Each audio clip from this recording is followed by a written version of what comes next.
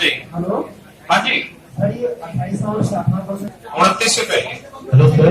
हाँ जी। Sir question number 23 में down है सर 23 में। कोई दिक्कत नहीं। अब कहता है एक दुकानदार अपने आर्टिकल पे हेलो। उसके पोस्ट प्राइस से 80% ज्यादा कीमत लिखता है। ऐसे देख लो नहीं हुआ होगा। तो कहता है 80% कीमत लिखता है, यानी सीपी 100 है तो मार्क प्राइस कितना है 180। आप सारे बच्चे बंद करें और 29 पे ध्यान दें। सर हमारे बैच का टाइम कितने बजे का है? पता नहीं भाई। ये शॉपकीपर मार्क हिज गुड्स और माइक ऑफ सी कर दे।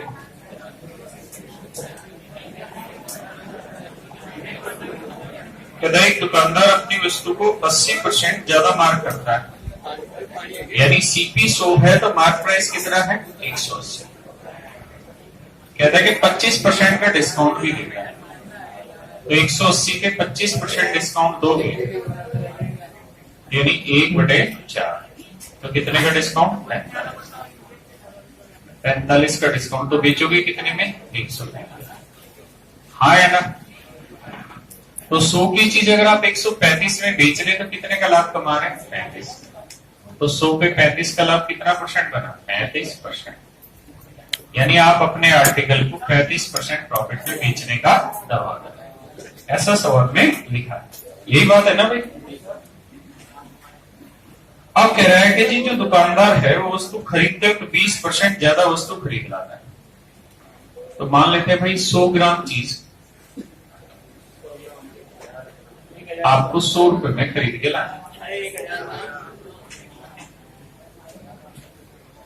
100 ग्राम चीज आपको 100 रुपए में खरीद, तो आप खरीदने गए, आपने जिससे खरीदनी थी होलसेलर से, आपने उसको 100 रुपए दिए और आपने कहा भाई मुझे वजन तोलने दे 100 ग्राम।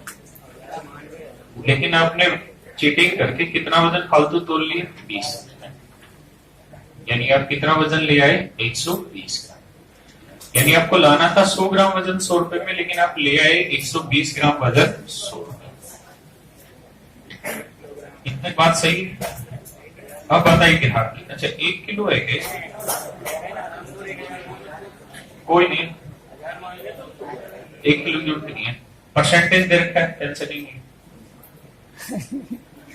तो अब कह रहा है जब बेचने लगा तो उसने ग्राहक को कहा कि भाई 100 ग्राम वजन का कोस्ट प्राइस मेरे घर पे 100 रुपए है, लेकिन मैं कितने परसेंट प्रॉफिट में बेच रहा हूँ 35%, क्योंकि 80% ज्यादा लिखेगा इतना डिस्काउंट देगा, अल्टीमेटली 35% प्रॉफिट पे बेच रहा है।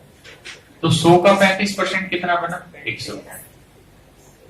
तो 135 रुपए ग्राहक से लिया और कहा कि देख भाई मैं 100 ग्राम वजन तोल रहा हूँ, लेकिन कहता है वजन तोलते वक्त 10% कम वेट तोल दिया, यानी कितना वजन तोल दिया 90 ग्राम। अरे हाँ है ना।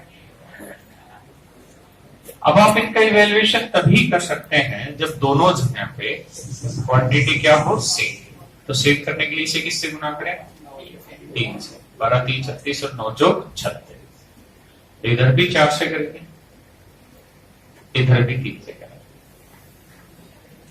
तो यानी सीपी हुआ 300 रुपए और ये हुआ 400 540। यानी अगर आपने 360 ग्राम चीज 300 रुपए में खरीदी है और 360 ग्राम चीज 540 रुपए में बेची है, तो कितने का लाभ कमाया है 240। तो 240 का लाभ कमाया है किस पे 300 पे। तो कह रहा जी कितना परसेंट बना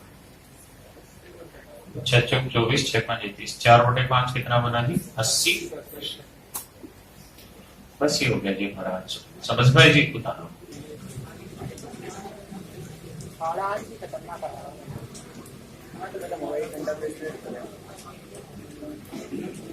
question number 99। A cloth merchant uses 120 centimeter scale while buying, but uses an 80 centimeter scale while selling the same cloth। मतलब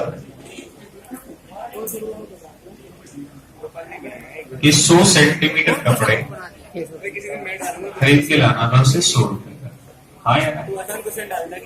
लेकिन सवाल ने कहा कि जब वस्तु खरीदने लगा ना, क्योंकि 1 मीटर का मतलब 100 सेंटीमीटर, फीता 1 मीटर का होता है, नहीं 100 सेंटीमीटर का कहता। लेकिन जब खरीदने लगा ना तो उसने कितने सेंटीमीटर वाला फीता यूज किया? 120 सेंटीमीटर। तो उसने दुकानदार को कहा, जिससे वो खरीद के ला रहा था, कि ले भाई पकड़ 100 रुपए और मुझे 100 सेंटीमीटर कपड़ा नापने दे।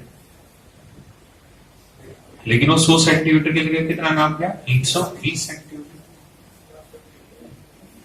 हाँ या ना?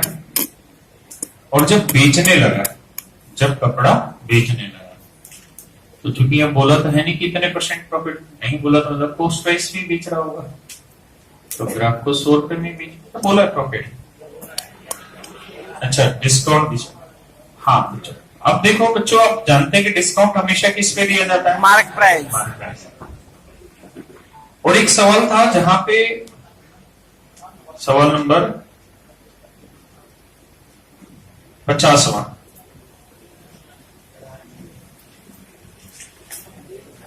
है ना भाई 50वां? तो 50वें में आखिरी पर में 20% डिस्काउंट दे रखा था। तो हाँ, मैंने आपको क्या समझाया था कि 20% डिस्काउंट का मतलब क्या है? कमीशन। Very good. वहां 20% डिस्काउंट का मतलब मैंने कहा था कि शब्द जरूर डिस्काउंट यूज किया, लेकिन इसका अर्थ है 20% कमीशन। तो यहाँ पे 20% डिस्काउंट दे रहा है। अब जो डिस्काउंट किस पे दिया जाता है? मार्क प्राइस पे।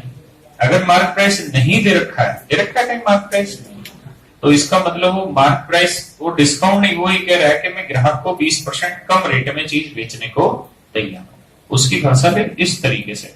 तो अगर मार्क प्राइस नहीं दे रखा तो इसका मतलब 20% लॉस में चीज बेचने की बात कर रहा है। तो 100 की चीज कितने में बात कर रहा है? 80 रुपए। मेरी बात समझ पाए?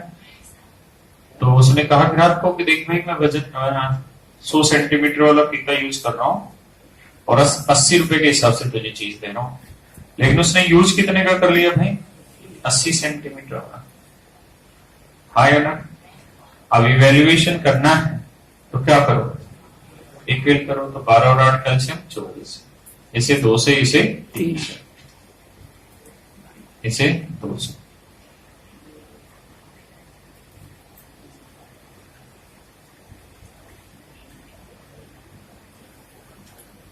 क्लियर है भाई? यहाँ तक? तो 200 रुपए वाली चीज बेसिकली बेची कितने में है? 240 में। तो कितने का लाभ है? 40। तो 40 का लाभ किस पे? 200 पे। तो 100 पे कितना? 20। तो कितना % प्रॉफिट आया? 20%। आया भाई समझ में? उतार पे करिए।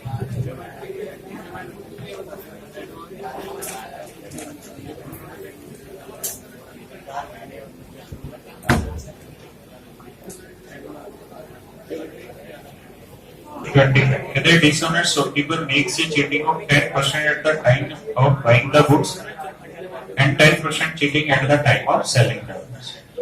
कहते हैं बेईमान दुकानदार 10% वस्तु खरीदते हो और 10% वस्तु बेचते हो, चीटिंग करते हो। बात समझ रहे हैं जी आप? तो अर्थ ये हुआ कि मान लो 100 ग्राम चीज उसे 100 रुपए में खरीद के लानी थी। 100 ग्राम चीज उसे कितने में खरीद के लानी थी? 100 रुपए। जब खरीदने गया तो उसने 100 रुपए दी और 100 ग्राम चीज लेने लगा। लेकिन किराया के आर्टिकल खरीदते 10% की क्या कर ली? चीटिंग। यानी 100 की जगह कितने ग्राम खरीद लाया? 100 ग्राम। और जब बेचने की बात आई, जब बेचने की बात आई तो कहता है 10%, फिर चीटिंग कर गया। अब यहाँ प्रॉफिट तो लिखा नहीं है, तो सीपीपी बेच रहा है। तो बेच तक 100 ग्राम बेचना था, लेकिन बेच कितना गया? 90। हाँ या ना? अब आपको इतने सारे सवालों से एक ही मेथड समझाता रहा हूं, या तो एक ही ग्राम पे कंपैरिजन करिए या फिर इक्वेट करिए। इक्वल करने के लिए इसे 9 से, इसे 11 से, तो ये 1100 रुपए और ये 900 रुपए। तो 900 रुपए में हमने चीज खरीदी है और बेची कितनी है भाई? 1100। तो कितने का लाभ हुआ जी? 200। तो 200 रुपए का लाभ किस पे हो रहा है बच्चे? 900 पे। तो 100 पे 22 सही 2/9% उतार लो जी। किसी को इसमें कोई दिक्कत है भाई? यहाँ पे देखो जी, आपको जो बोर्ड में समझाया है आप सिर्फ उतने तक ध्यान रखेंगे तो बड़ा बढ़िया मजे से समझ में आएगी चीजें, काम भी करेंगे। उसमें जो चीजें होंगी मैं सब बताऊंगा आपको साथ साथ। आप उस बुक में ये लिखा था आपकी में फलाने में, आप जो लिखा है बोर्ड पे इस पे ध्यान दो। और आप अभी आप बुक पे गए क्यों? मैंने तो कहा ही नहीं कि बुक पे जाओ, पहले चैप्टर यहाँ पढ़ो फिर बुक पे जाओ। देखो जी, सबसे पहली चीज तो ये कि हम इस बात को स्वीकारें कि चीटिंग वेट में होती, पैसे में नहीं होती। ऐसा नहीं हो सकता कि हम ग्राहक से गलती से 100 रुपए की जगह उससे 110 रुपए ले लें। समझ रहे? क्योंकि वो चीटिंग को हम चीटिंग कब कर सकते हैं? जब चीजें किसके हाथ में हो? हमारे हाथ में, हमारे हाथ में। अब हम ग्राहक से पैसे ले रहे हैं तो हमारे हाथ में नहीं, ग्राहक के हाथ में पैसा देना। तो वो 100 की जगह 110 दे देगा, ये ग्राहक चीटिंग की, फिर तो ग्राहक मिसलीड कर गया हमें, मतलब उसकी गलती हुई। वरना ग्राहक क्यों देगा 100 की जगह 110? वेट में चीटिंग होती है। क्यों? क्योंकि जो आपने जितने भी सवाल पढ़े, जैसे भी वो पढ़ा कपड़े वाला, उसने लिखा कि भाई वस्तु खरीद, मतलब कपड़ा खरीदते वक्त तो वही आदमी 120 सेंटीमीटर वाला फीता यूज करता है और वही आदमी कपड़ा बेचते वक्त 80 सेंटीमीटर, यानी एक ही आदमी वही चीजें खरीद भी रहा है, तो खरीदते वक्त भी वही नाप रहा है और बेचते वक्त भी वही नाप रहा है। और ऐसा होता है, कोई आया कपड़ा बेचने वाला, दर्जी आया, दर्जी से कपड़ा उसने बेच दिया तो दर्जी ने अपने हिसाब से कपड़ा नाप दिया। जब ग्राहक खरीदना है तो भी दर्जी ने अपने हिसाब से कपड़ा नाप दिया, तो वहां पे चीटिंग हो रही है। ऐसे आर्टिकल खरीदते वक्त सवाल था 1 किलो की जगह बेचते वक्त तो 900 ग्राम यूज किया और खरीदते वक्त 1 किलो की जगह 1100 ग्राम खरीद रहा है। बात समझ रहे मेरी? हाँ यार, तो चीटिंग जो होती है वो हमेशा किस में होती है बच्चे? वेट में होती है, पैसे में चीटिंग नहीं होती। बहुतों के दिमाग में ये चीज घूमती है कि अगर हम सर 110 ग्राम खरीद के लाए हैं, 110 ग्राम खरीद के लाए हैं, तो हम बेचेंगे भी 110 ग्राम। बिल्कुल बेचिए, तब भी आंसर यही है। लेकिन बेचेंगे तो इस रेट से ना कि 90 ग्राम 100 रुपए के भाव से, तो 110 ग्राम बेचिए तब भी आंसर वही आएगा। आंसर में डिफरेंस नहीं आना है। कॉन्ट्राडिक्शन क्या है वो मैं बता रहा हूं कि एसएससी इसका जो आंसर देता है ना वो हमेशा 21% देता है। क्यों देता है वो मैं समझाता हूं। अच्छा, प्रॉफिट किस पे कैलकुलेट करते हैं? रुपए में या आर्टिकल पे? रुपए में। किस पे प्रॉफिट कैलकुलेट होता है? रुपए। अरे आवाज कहां से आ रही? तो प्रॉफिट हम कैलकुलेट करते हैं बच्चे किस पे? रुपए पे। वो कहता है कि भाई मान लो 100 ग्राम चीज खरीद के लानी थी, 100 ग्राम चीज खरीद के लानी थी, लेकिन 10% फालतू चीज खरीद लाया, 10% की चीटिंग की है, उसने कितना ग्राम बचा लिया? 10 ग्राम। तो उसके पास हो गया 110 ग्राम। ठीक है, अब कहता है जब बेचने लगा ना तो फिर 10% वेट की चीटिंग कर दी, तो वेट में चीटिंग की तो 110 का 10% कितना? 11 ग्राम। तो 11 ग्राम कहता जी उसने यहां बचा लिया और ग्राहक को दिया 99 ग्राम। तो 11 ग्राम की यहां बचत हो गई, 10 ग्राम की यहां बचत होगी, तो टोटल कितने ग्राम बचाए? 21 ग्राम। और किस पे बचाए? 100 पे। तो 100 पे 21 ग्राम कितना परसेंट हुआ? 21%। बात आ रही इसमें? वो ऐसे मैं समझाता हूं। जब भी आपसे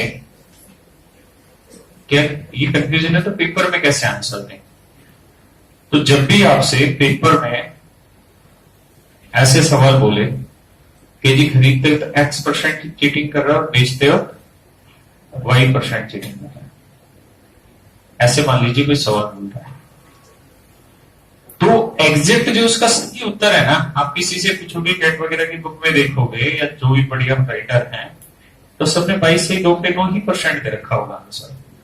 लेकिन एसएससी इसको 21% दे गया, 2 बार एसएससी दे चुका। अब इस सवाल को देना ही छोड़ दिया क्योंकि इस पे बहुत सारे बच्चों ने वो डाला था प्रेजेंटेशन अपना, आरटीए के थ्रू जो भी प्रेजेंटेशन होता है, एसएससी ने इस सवाल को ही देना छोड़ रखा है।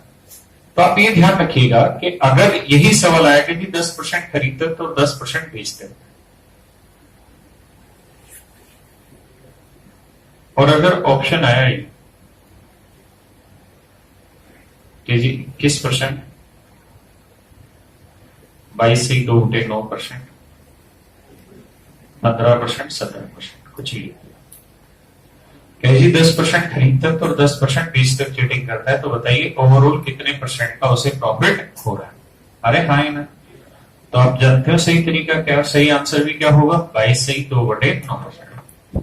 तो आपने टिक करना है बच्चे किसे, 22 से 2 बटे 9% को, जो सही है, जिसे आप किसी को समझा भी सकते हैं। यानी मान लो एसएससी गलती भी देता है आंसर में, तो हम रिप्रेजेंट करेंगे कि बताओ जी इसमें गलती क्या है, तो हम सही करा पाएंगे।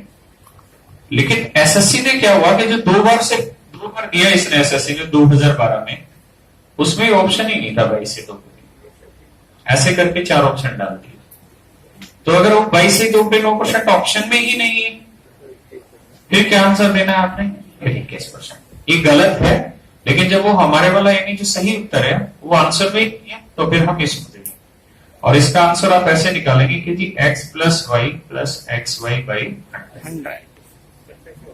बात समझ रहे हैं भाई?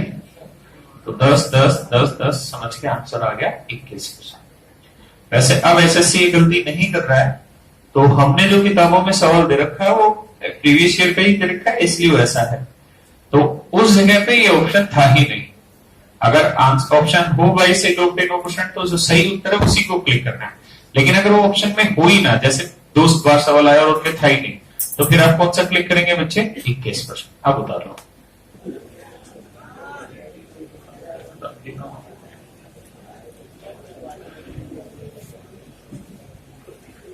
Hello sir. जी सर।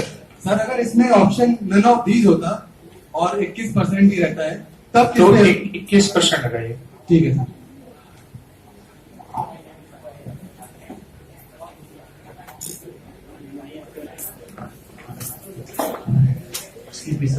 जी सर।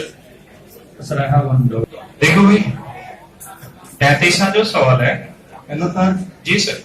सर जो आपने देखो मैं जिस तरीके से समझा रहा हूं, उससे 1-2 सवाल समझना थोड़ा मुश्किल होगा, उसके बाद चीजें आसान लगेगी, बस समझना है। ये जो सवाल है 33वां, इनमें एक खास बात क्या है कि इनमें जो अमाउंट ऑफ ट्रांजेक्शन है ना, वो क्या है बच्चे, सेम। जितनी अमाउंट ऑफ ट्रांजेक्शन पहले थी उतनी अमाउंट ऑफ ट्रांजेक्शन बाद में। जैसे मैं सवाल पढ़ के सुनाता हूं, कहता है एक आदमी 1 रुपए में 11 संतरे के भाव से संतरे खरीदता है। यानी किस चीज, कितने रुपए में खरीदे, 1 रुपए में। तो कह रहा है 1 रुपए में कितने संतरे बेचे, तो बेच भी कितने में रहे, 1 रुपए में। खरीदा भी 1 रुपए के भाव से, बेचा भी 1 रुपए के भाव से। यानी ऐसे हर एक सवाल में जो टोटल अमाउंट ऑफ ट्रांजेक्शन है वो क्या है, हर जगह सेम। तो अब आप ये देखिए, हाँ जी, अगर ऐसा है तो भाई वो 10% का प्रॉफिट कमाना चाह रहा है। तो अगर हम बात प्राइस की करें, किसकी करें, प्राइस की। अगर हम बात प्राइस की करें तो भैया प्राइस की करेंगे ना, तो हमें 10% प्रॉफिट कमाना है। तो 10% की फ्रैक्शन कितनी हुई, 1/10। यानी एक चीज अगर आपने 10 रुपए की खरीदी है, तो जब उस चीज को आप 11 रुपए में बेचोगे तो ही तो आपको प्रॉफिट होगा 10%। 10 खरीद के 11 आर्टिकल बेच देने से आपको 10% प्रॉफिट नहीं होने वाला। मैं कहूं जी मैंने 1 रुपए के 10 खरीदे, 1 रुपए के 11 बेच दी, प्रॉफिट बताओ कितना ना। आर्टिकल में कभी प्रॉफिट नहीं निकलने वाला। प्रॉफिट निकलेगा किस पे, रुपए पे, किस पे, मनी पे निकलेगा। मेरी बात समझ रहे हैं? जहां यहां कॉन्ट्राडिक्शन और था, वही सेम चीज यहां है। 1 रुपए में 11 आर्टिकल खरीदे, तो 1 रुपए में कितने बेचे कि 10% का प्रॉफिट हो जाए, निकाल नहीं सकते। चीजें निकलेंगी तभी जब हम प्रॉफिट को किस पे कैलकुलेट करें, पैसे पे। तो इसका अर्थ ये बना कि जी अगर 10 रुपए का एक आर्टिकल मान लो उसने खरीदा है, तो जब वो एक आर्टिकल 11 रुपए में बेचेगा तो उसे 10% का प्रॉफिट होने लगेगा, हाँ या ना। लेकिन यहां कह रहा है कि भाई 1 रुपए में खरीद रहा है, 1 रुपए में खरीद रहा है, 1 रुपए में 10 रुपए के भाव से आर्टिकल खरीद रहा है, तो 1 रुपए में कितने आर्टिकल बेचे कि उसे इतने % का प्रॉफिट हो, यानी अमाउंट ऑफ ट्रांजेक्शन सेम है, खरीदते वक्त भी और बेचते वक्त। तो कुछ भी अमाउंट ऑफ ट्रांजेक्शन रख लीजिए आप, ऐसी ट्रांजेक्शन रख लेते जो 10 और 11 दोनों से भाग हो जाए 110। मान लेते हैं कि हमारे पास 110 रुपए हैं, कितने मान लिए जी 110।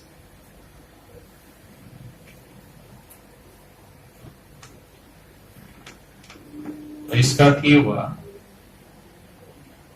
10 रुपए के भाव से खरीदे तो बेचे कितने के भाव से 11।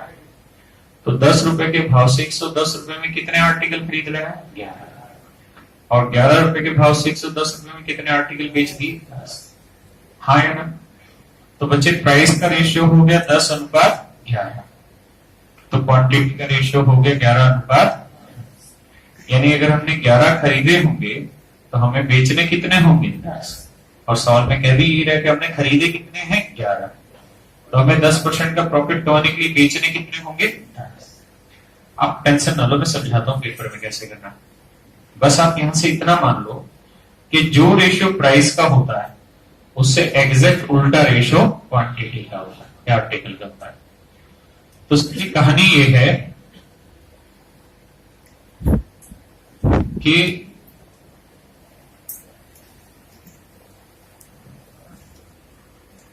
दो तीन सवाल में समझ में आएगा बढ़िया से, पेशेंस रख के लिखते जाना और समझते जाना। रुपए में कितने, अगर एक 11 संतरे खरीदे हैं तो बताइए 1 रुपए में कितने संतरे बेचे कि उसे 10% का प्रॉफिट हो। तो 10% प्रॉफिट का मतलब 100 की चीज कितने में बेचे 110। तो प्राइस का रेशियो क्या आया बच्चों 10:11। तो प्राइस का रेशियो 10:11 है, तो क्वांटिटी का रेशियो 11 है। यानी 1 रुपए में अगर 11 यूनिट खरीदे होंगे तो 1 रुपए में जब 10 यूनिट बेचेगा तो उसे 10% का प्रॉफिट होगा। तो 11 यूनिट 11 संतरे, 1 यूनिट 1 संतरा, तो 10 यूनिट 10 संतरे। समझ रहे हैं बच्चे? यानी 1 रुपए में जब वो 10 संतरे बेचेगा तो उसे 10% का प्रॉफिट होगा। अब उधर लो, 25 संतरों के भाव से कुछ संतरे खरीदे हैं, तो बताओ 1 रुपए में कितने संतरे वो बेचे कि उसे 25% का प्रॉफिट हो जाए। ऐसा ही ना जी? तो बच्ची चीज कितने में 125, तो 4:5, तो क्वांटिटी का रेशियो 5:4। तो 5 यूनिट 25 संतरे, 1 यूनिट 5, तो 4 यूनिट 4 गुना 5 यानी 20। बस आंसर। अरे हाँ है ना? यानी 1 रुपए में जब वो 20 संतरे बेचेगा तो उसे प्रॉफिट होगा। अच्छा, कॉन्सेप्ट क्यों नहीं आ रहा समझ में सर? हाँ जी, लिखिए आगे सवाल लिखिए। A man purchase number of oranges at the rate of 65 oranges ₹4 एक आदमी कुछ संतरे 1 रुपए में 65 संतरे के भाव से खरीदता है। एक आदमी कुछ संतरे 1 रुपए में 65 संतरे के भाव से खरीदता है। हाँ जी,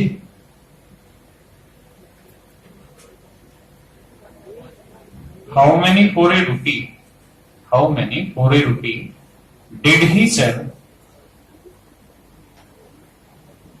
how many for a rupee did he sell to gain 30% profit. तो 1 रुपए में कितने संतरे के भाव से, तो 1 रुपए में कितने संतरे के भाव से वो संतरे बेचे कि उसे 30% का प्रॉफिट हो, कि उसे 30% का प्रॉफिट। करिए जी, के भाव से चीजें खरीदी है तो खरीदी के नीचे लिखे, बेचनी है तो बेचने के नीचे लिखनी है। तो 30% का प्रॉफिट है तो सीपी 100 से कितना हो गया 130। प्राइस का रेशियो 10 13, तो क्वांटिटी का रेशियो कितना 13 है। तो 13 यूनिट 65, 1 यूनिट 5 तो 10 यूनिट 50 50। यानी 1 रुपए में कितने खरीदे होंगे ना बेचेंगे भाई 50।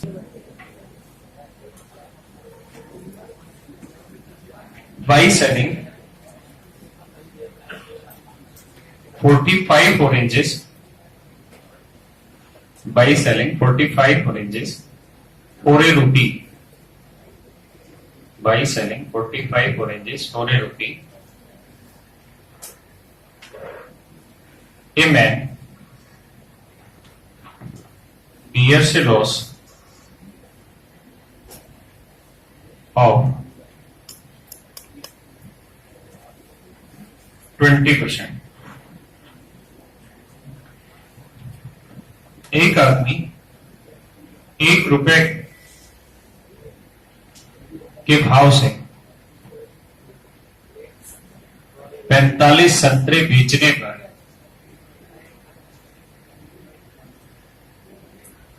20% का 20% का लॉस कमाता है। 20% का लॉस कमाता है। तो 1 रुपए के भाव से उसने कितने संतरे, तो 1 रुपए के भाव से उसने कितने संतरे खरीदे होंगे? हाउ मेनी फॉर ए रूपी did he purchase? How many for ए रूपी डिड ही परचेज? 1 रुपए के भाव से उसने कितने संतरे खरीदे? बच्चे सामने देखें और जिसको जो कॉन्सेप्ट डाउट है पूछिए, मैं उठा के बताता हूं। कहता है कि मान लो 100 में चीज खरीदी, अच्छा कितने में बेच रहा है? 45 संतरे बेच रहा है 1 रुपए के, तो 20% का लॉस हो रहा है। माने 100 में चीज खरीदी होगी तो 20 का लॉस 80, तो रेशियो क्या आया थी? 5:4। तो क्वांटिटी का रेशियो आया 5:5। यानी 4 संतरे 1 रुपए में खरीदे होंगे तो 5 1 रुपए में बेच रहा होगा, तभी तो 20% लॉस होगा। जबकि 5 नहीं बेच रहा, कितने बेच रहा है? 45। 1 यूनिट 9, तो 4 यूनिट 36। तो 1 रुपए के 36 खरीदे होंगे और 1 रुपए के 45 बेचने लगा तो उसे 20% का लॉस होगा।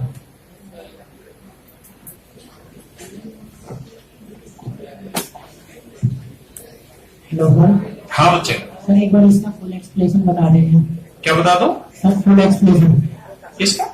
सर इस क्वेश्चन का फुल बता देते सर, कैसे होगा ये समझ में आया तो।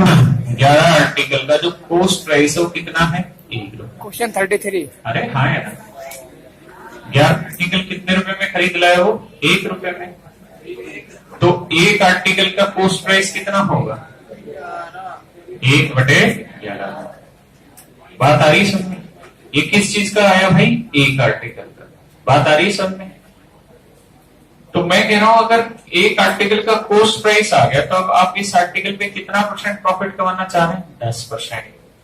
तो सेलिंग प्राइस निकालना है आपको कि भाई कितने बेचे। सेलिंग प्राइस का फॉर्मूला होता है cost price into 100 plus profit % upon 100। तो सीपी है आपका 1/11, प्रॉफिट है 10, तो 100 में 10 जोड़ा 110/100।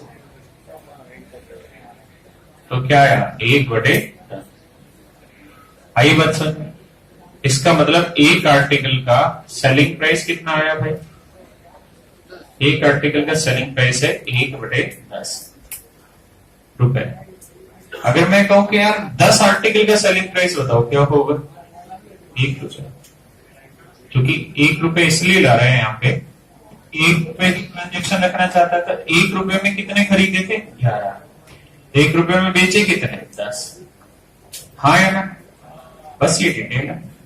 1 रुपए का कोई यूज है? सामने देखो सामने।